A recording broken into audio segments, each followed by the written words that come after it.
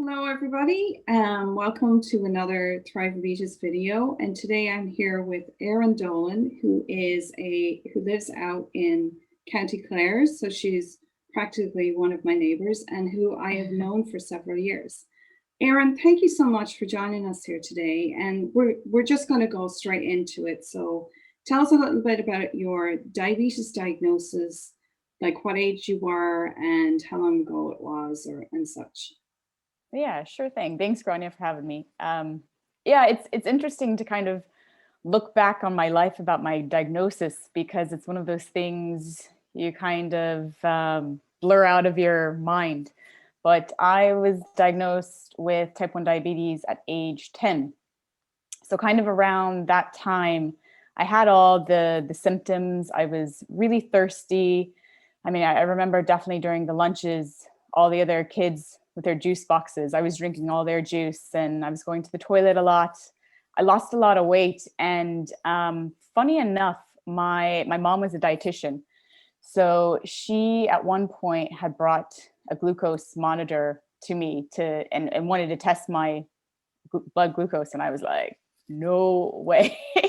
As I hated needles. I mean, I remember being in the doctor and they had to, hold me down to prick my finger or like to draw blood. So um I maybe at that point would they have even discovered that I was diabetic. But there was a night then I just got really, really sick.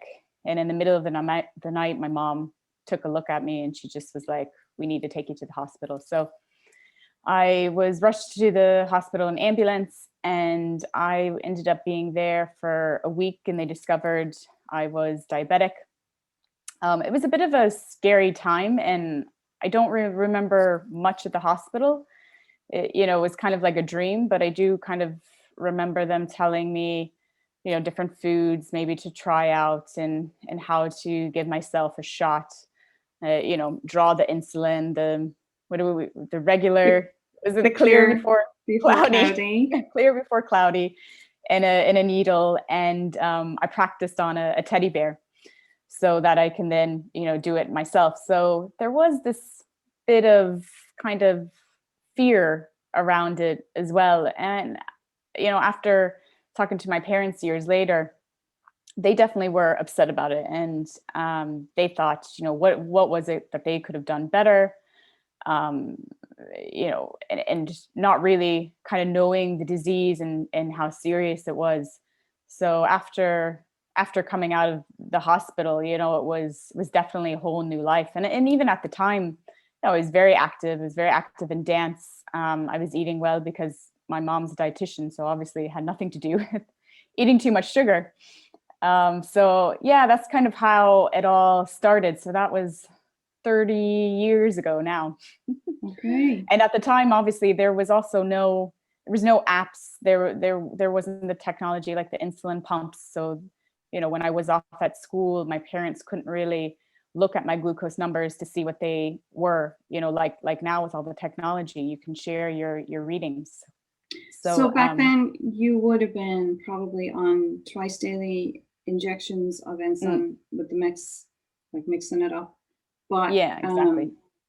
uh, blood glucose checking, did you have a meter at that point? Yeah, And so I how had a often would meter. you check? Had a meter. Usually it was definitely always before a meal, and at nighttime.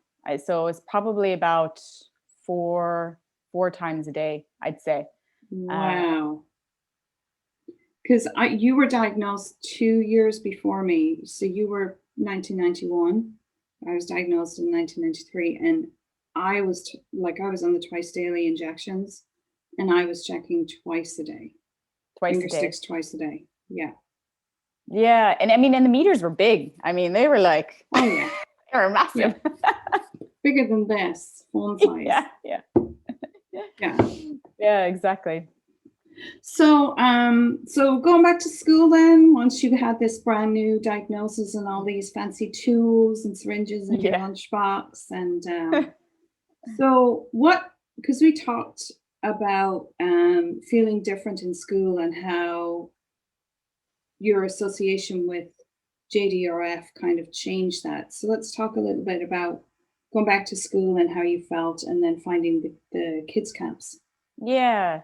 So at age 10, you're developing into your teenage years. So with me, there was this sense of a bit of embarrassment and feeling different. That's the last thing a kid wants at that age, is to feel different. They just want to fit in.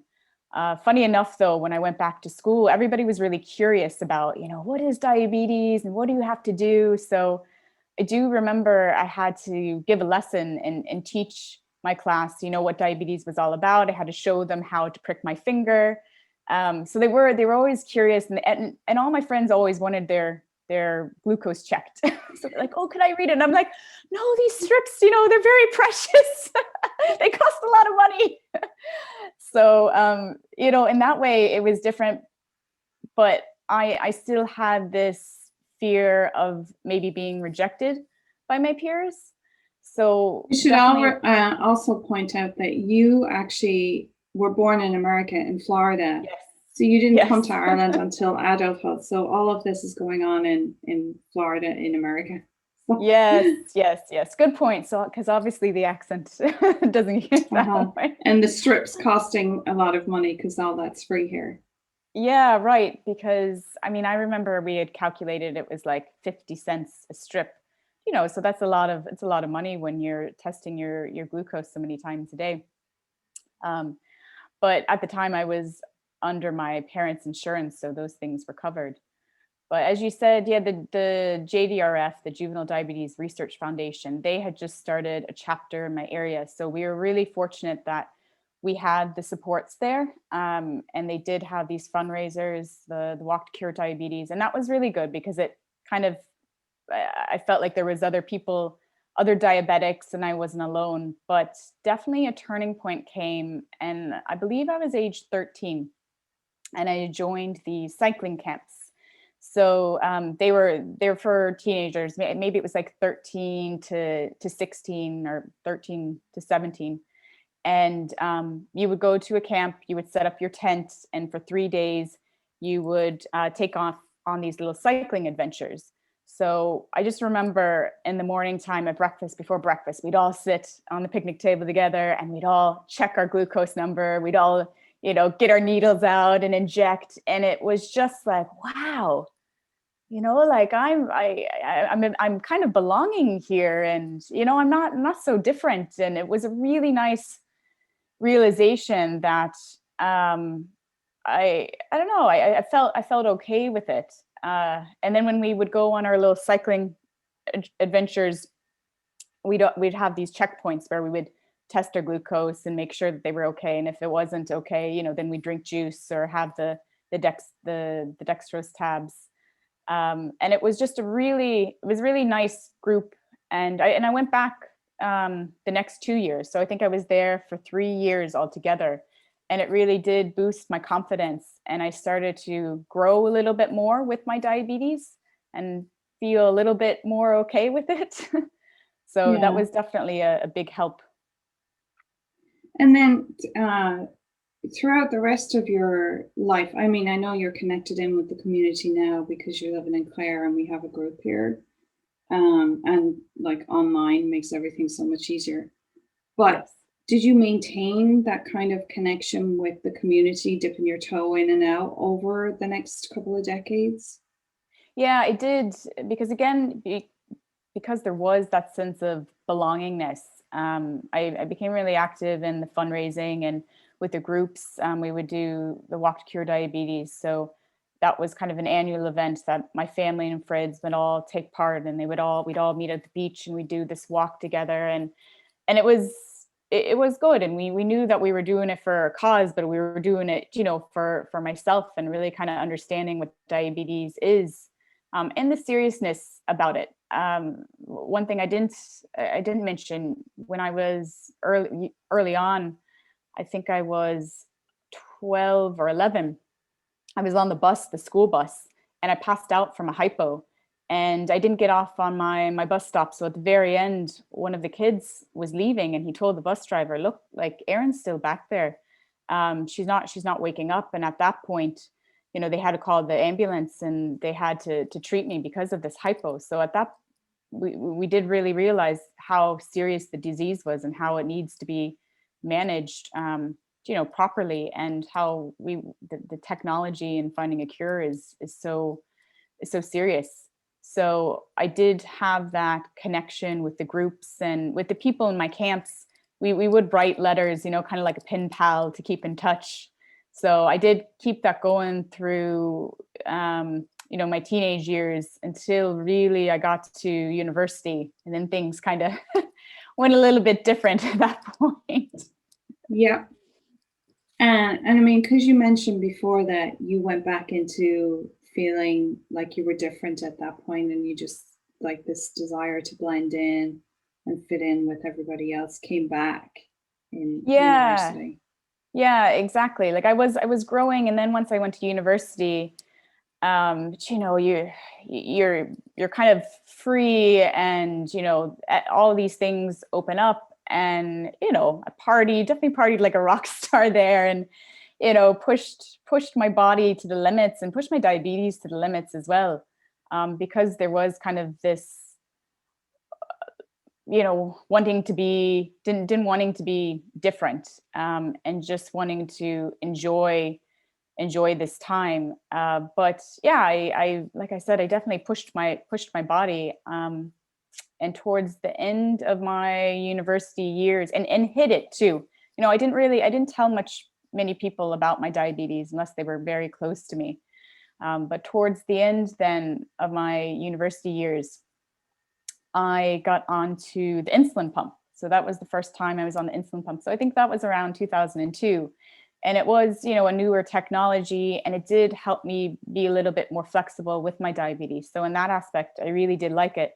On the other side, because I was a little bit more self-conscious, I was 20 at the time, I didn't really want this big thing hanging off me and the tubing. And like, if I was in a swimsuit, I didn't want to have it on me. But I tried to kind of get past that. But yeah, I suppose connecting with technology, that was a milestone in my diabetes, to kind of see how that would work to manage it Yeah. better. So we're going to jump ahead now and basically skirt over your college years because you went traveling fairly quickly after being Yeah, done with yeah. college. And you told me that you went to Australia with a friend, and then your friend had to leave because she had an accident and had to go home. So at this point, you're probably coming halfway or towards the end of your travels in Australia when the incident with the pump happened. And I want you to talk about that. Yes, yes. So I went to Australia for, I think it was about seven months to work and travel. And Americans, they're not as great on as backpacking and traveling light. So I ended up with a backpack and a suitcase. And I told everybody my suitcases for all my diabetes supplies that I was bringing with me. So I had a lot of, I was still on the pump, and I did have a lot of backup supplies because I didn't know, would I be able to get them there? But I also brought prescription. But and yeah, towards the end of my trip, I was in the outback, and it was really hot, and I was kind of taking my pump off and on, switching back and forth between injections, and it malfunctioned. It stopped working. I called the helpline, and they said, "Look, you're going to have to send it back, but we can't send you another one because obviously I was abroad and I was traveling, so I wasn't going to be stationary anywhere." And at that time, I was scared. I was like, "What am I going to do?" But luckily, those extra supplies did come in handy because I did have my backup. I think the Lantus at the time I had as a backup. But before I went to Australia, I did research, all the different diabetes support groups and where they were around Australia. So I was able to find one in Adelaide, and I visited a consultant there, and she also gave me some more supplies, and we went through my glucose numbers, and she gave me some support with my diabetes. So that was a huge moment in understanding that diabetes is everywhere. It's a worldly disease, and there are supports international. So even as a diabetic, if you do travel abroad, definitely bring your backup supplies, but if something goes wrong, you can always seek out support. Yeah, Um, there's the so communities there. There are organizations there to help, and to point out that your replacement pump was sent to your parents' house in Florida, so you didn't actually get that until you got home. right. So I was back on injections then for the remaining time of my travel until I went back to America Yeah. and got on. And the reason I wanted you to tell that story is because that's kind of one of the worst things that people fear about traveling. What if my pump Mm, breaks? What do I do? And you survived, you yes, know? and Yeah. And that's why I wanted to tell that story. So you did mention when we talked before that you didn't really go back on the pump after that for a while. no, I didn't go back on the pump for a while because in America, anyways, you have to have insurance in order to get anything covered. And at the time, because diabetes is a pre-existing condition, you'd be denied insurance unless you had a job and they provided you insurance. So it was really difficult. Until I did finally, when I first got back, I didn't have a job right away, so I had to obviously get the job in order to get the insurance. So I went back on injections because the refills for the pump were quite expensive, and I wasn't able to pay out of pocket. So I didn't really go back on the pump until later. Um, when I was actually in Australia, that's where I met Joe, my now husband, who's Irish. And when we went back to America, we started dating, and it was kind of interesting because when I was out there, he had no idea that I had diabetes. Like even on the pump, like I would take off the pump, I'd give myself injections, like and then I'd put it back on certain times. So it was just a funny thing. Like I just that maybe self-consciousness and lack of confidence came back a little bit more, maybe because I was somewhere But else and people there's didn't know me. also this extra dynamic with the relationship. Are you ready to talk about this yet Yeah, with and you're really Joe? opening up. Yeah.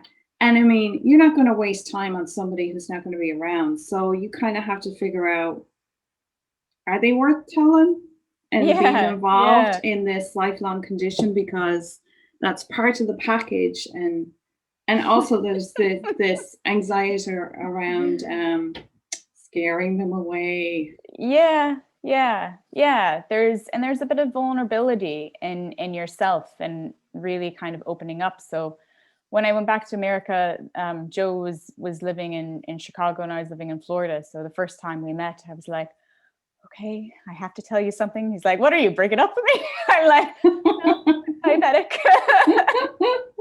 He's like, oh, Like this big like announcement, but he's like, okay, yeah. Well, yeah. um, What about it? there was yeah and that was that. So it was just in my head that really I blew it out of proportion. But um as we got older and in a relationship, it was something that I did have to really open up and learn to open up with my diabetes and with somebody else, and bringing allowing him to understand it better. So that was a big thing. But we traveled again. We traveled together. We traveled through Europe and through Asia. We took the Trans-Mongolian train, 5 days on a train with diabetes and a lot of vodka and not a lot of activities. That was very interesting, but really enjoyed it. And again, like I had brought all my prescriptions, all my backup diabetes supplies, so I never really got caught out. And then we had moved to Chicago. Okay, And I'm that going to pause there for a minute because we're going to take a little break and then come back and continue this conversation about doing your first marathon. So bear with all me right. for a second, Darren. Okay.